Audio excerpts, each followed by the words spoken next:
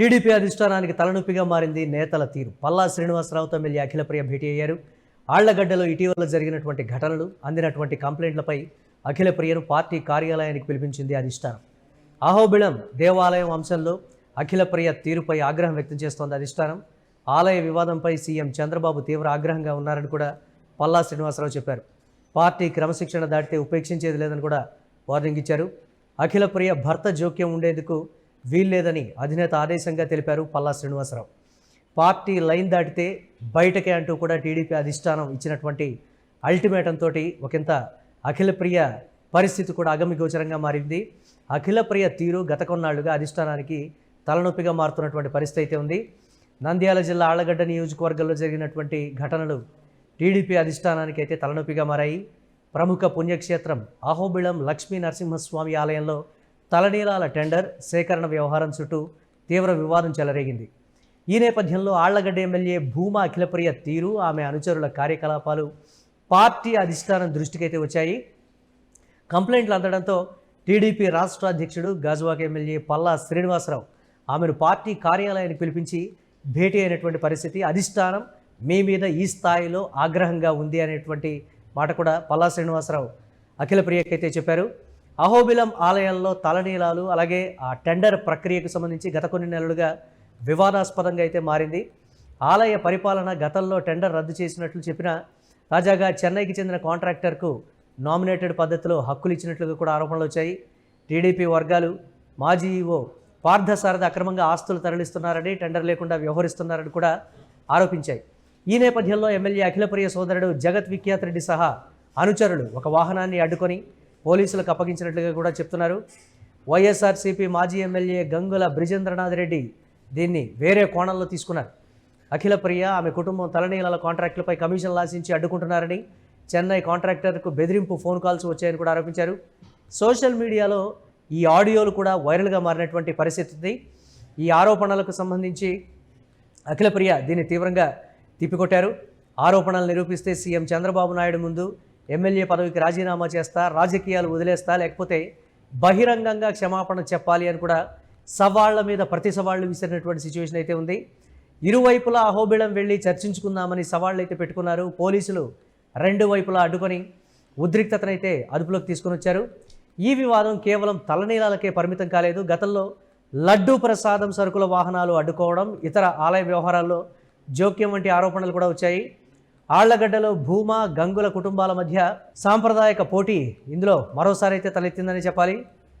అలాగే పార్టీలో ఉన్నటువంటి అసంతృప్తి కావచ్చు, కంప్లైంట్లు కావచ్చు, ఇవి కూడా ఒకంత ఆజ్యం పోసాయని చెప్తున్నారు. ఆలయ వివాదంతో పాటు నియోజకవర్గంలో అఖిలప్రియ తీరు మీద కూడా సొంత పార్టీ నేతల నుంచి కూడా పలు కంప్లైంట్లు అయితే అందుతూ ఉండటం అధిష్టానాన్ని ఒకంత ఇబ్బంది పెడుతూ ఉన్నాయి. ఏవి సుబ్బారెడ్డి వంటి సీనియర్ నేతలపై హెచ్చరికలు, పార్టీ కార్యకలాపాల్లో ఏకపక్ష వ్యవహారం, కుటుంబ సభ్యులు, అనుచరులు అధికారం చూపడం వంటి అంశాలు చర్చనీయాంశమయ్యాయి. జిల్లా మంత్రులు కూడా ఆళ్లగడ్డకు రాకపోవడం మీద కూడా మాట్లాడుకుంటున్నటువంటి పరిస్థితి. ఈ నేపథ్యంలో అధిష్టానం అఖిలప్రియను పార్టీ కార్యాలయానికి అయితే పిలిపించింది. సీరియస్ వార్నింగ్, అంటే కఠిన హెచ్చరిక, ఫైనల్ వార్నింగ్గా కూడా చెప్తూ ఉన్నారు. మొన్న ఎన్నికల్లో గెలిచిన తర్వాత పార్టీ అధికారంలోకి వచ్చిన దగ్గర నుంచి ఆళ్లగడ్డలో వరుసగా చోటు చేసుకుంటున్నటువంటి రాజకీయ పరిణామాలని అధిష్టానం నిశితంగా గమనిస్తూ ఉన్నటువంటి పరిస్థితుల్లో ప్రతి అంశం కూడా అధిష్టానం వరకు ఎందుకు వస్తోంది, కంప్లైంట్ల రూపంలో నియోజకవర్గంలో ఎందుకు సర్దుకొని పోయేటువంటి పరిస్థితులు లేవు, సవాళ్లు ప్రతి సవాళ్లు విసురుకోవడం కావచ్చు, గతంలో ఉన్నటువంటి రాజకీయ విభేదాలని రెచ్చగొట్టుకునేటువంటి ప్రక్రియలు కూడా ఇప్పటికీ కొనసాగుతూ అది మీ ఇమేజ్కే కాదు పార్టీకి కూడా ఏ స్థాయిలో డ్యామేజ్ చేస్తున్నాయో అది మా దృష్టి దాకా వచ్చింది. మీ వ్యక్తిగతం ఏమైనా ఉంటే దానికి సంబంధించి మీరు చట్టపరంగా చూసుకోండి తప్ప బాహాటంగా మీరు కొట్టుకునే వరకు వెళ్ళడం కానీ, రెచ్చగొట్టుకునేంత వరకు వెళ్ళడం కానీ ఇది సమంజసం కాదు. అధిష్టానం అన్నీ గమనిస్తూ ఉంది. ఇది నా మాట కాదు, చంద్రబాబు నాయుడు మాటగా నేను చెప్తున్నాను అని పల్లా శ్రీనివాసరావు అఖిలప్రియకు ఒక స్ట్రాంగ్ డోసు వార్నింగ్ అయితే ఇచ్చారు. ఆళ్లగడ్డలో జరిగినటువంటి ఘటనలు, అందిన ఫిర్యాదులు, అహోబిళం ఆలయం అంశంపై ఆమె తీరు మీద అయితే జోరుగా చర్చ అయితే జరిగింది. పల్లా శ్రీనివాసరావు సీఎం చంద్రబాబు నాయుడు ఈ విషయంపై తీవ్ర ఆగ్రహంగా ఉన్నారని అయితే స్పష్టం చేశారు. పార్టీ క్రమశిక్షణ దాటితే ఉపేక్షించేది లేదు, పార్టీ లైన్ దాటితే బయటికే అని కూడా చంద్రబాబు నాయుడు మీకు చెప్పమన్నారని కూడా పల్లా శ్రీనివాసరావు యాజ్ ఇట్ ఈస్గా ఒక వార్నింగ్ అయితే ఇచ్చారు. ముఖ్యంగా అఖిలప్రియ భర్త జోక్యం ఉండేందుకు వీల్లేదని అధినేత ఆదేశంగా తెలిపినట్లుగా కూడా పల్లా సూచించారు. పార్టీ నియమాలు క్రమశిక్షణ పాటించాలని, ఆలయాలు వంటి సున్నితమైనటువంటి అంశాల్లో రాజకీయ జోక్యం తగదని కూడా సూచించినట్టు తెలుస్తోంది. ఈ భేటీ తర్వాత అఖిలప్రియ తన తీరును సవరించుకోవాల్సి ఉంటుందని కూడా పార్టీ వర్గాలు పర్టికులర్గా అభిప్రాయపడుతున్నటువంటి పరిస్థితి.